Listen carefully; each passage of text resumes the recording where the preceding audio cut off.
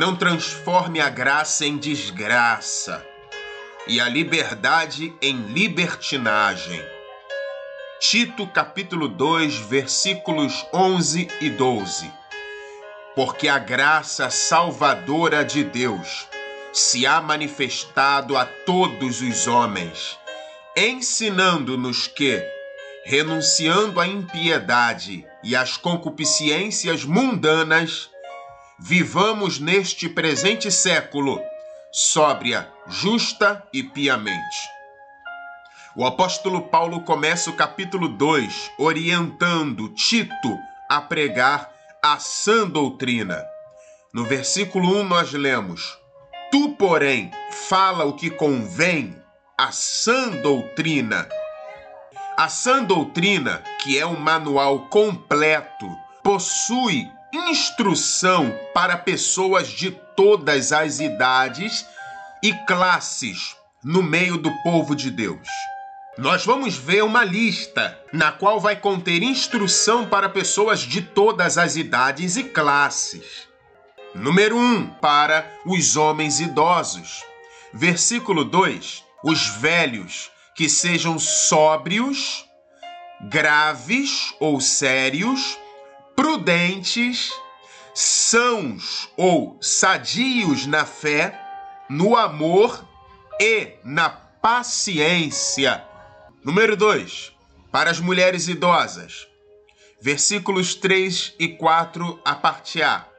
As mulheres idosas, semelhantemente, que sejam sérias no seu viver, como convém a santas, não caluniadoras, não dadas a muito vinho, mestras no bem, para que ensinem as mulheres mais novas. Terceiro, as jovens recém-casadas.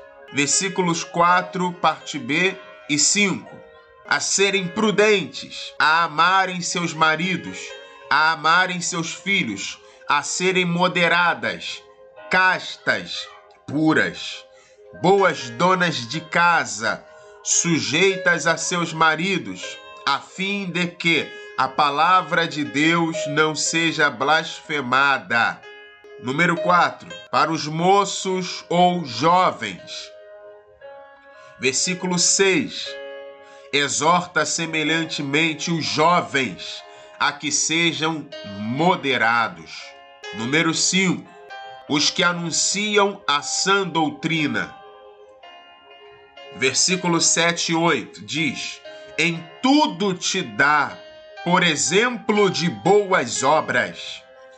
Na doutrina mostra incorrupção, gravidade, seriedade, sinceridade, linguagem sã e irrepreensível, para que o adversário se envergonhe, não tendo nenhum mal que dizer de nós.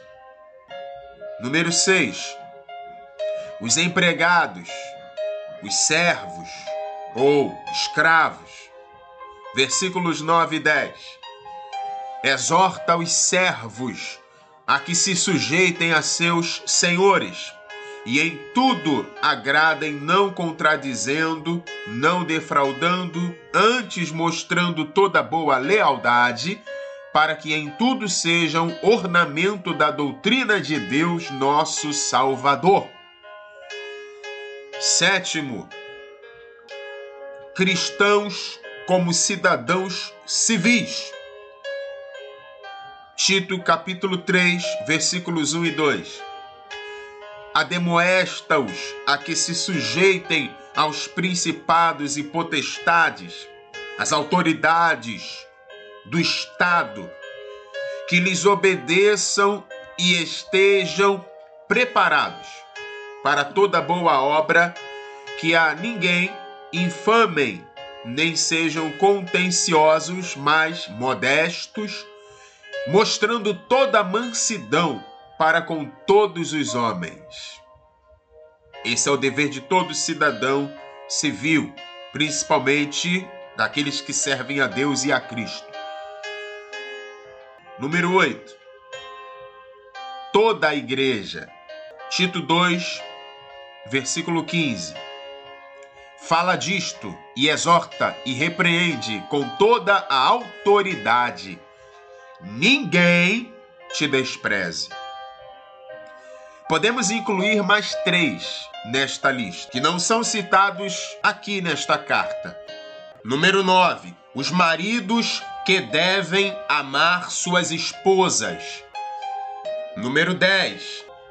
Os pais e mães que não devem provocar, por falta de sabedoria, a ira dos seus filhos. 11.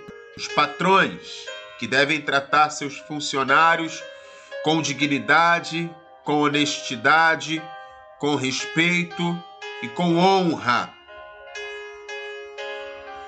A sã doutrina, ela engloba, como podemos ver, pessoas de todas as idades, bem como solteiros e casados, funcionários e patrões, e isso por causa de pelo menos um grande motivo.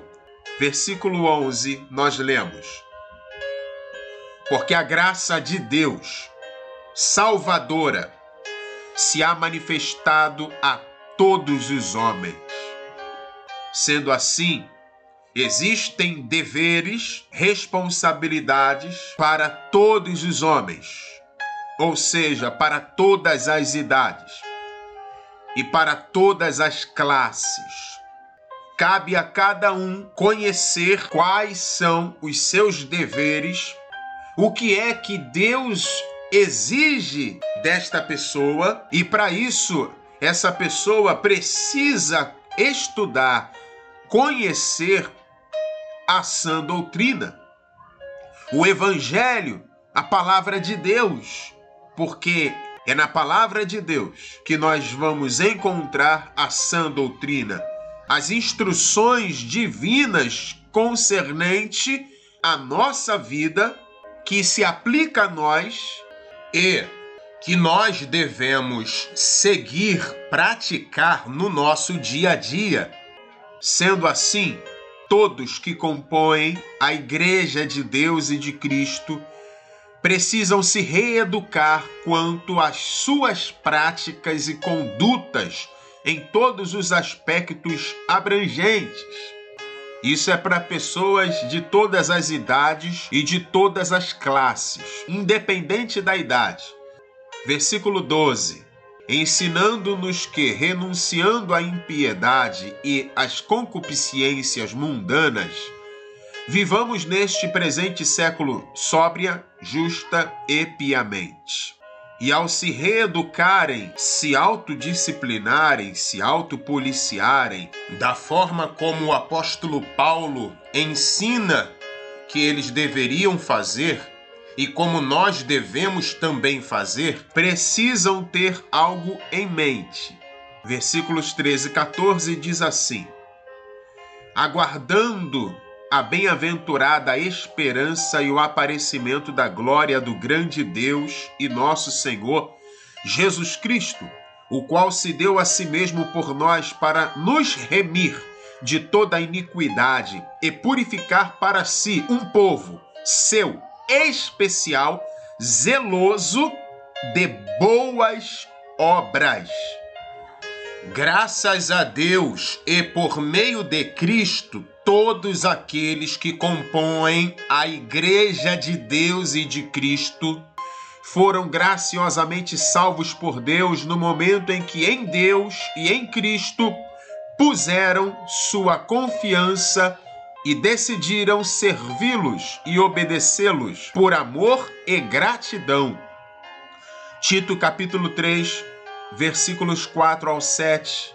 Mas quando apareceu a benignidade e o amor de Deus, nosso Salvador, para com os homens, não pelas obras de justiça que houvéssemos feito, mas, segundo a sua misericórdia, nos salvou pela lavagem da regeneração e da renovação do Espírito Santo, que abundantemente Ele derramou sobre nós por Jesus Cristo, nosso Salvador, para que, sendo justificados pela sua graça, sejamos feitos herdeiros segundo a esperança da vida eterna. E na condição de salvos, Os integrantes da Igreja de Cristo precisam aplicar-se às boas obras que se espera, que se exige da parte destes.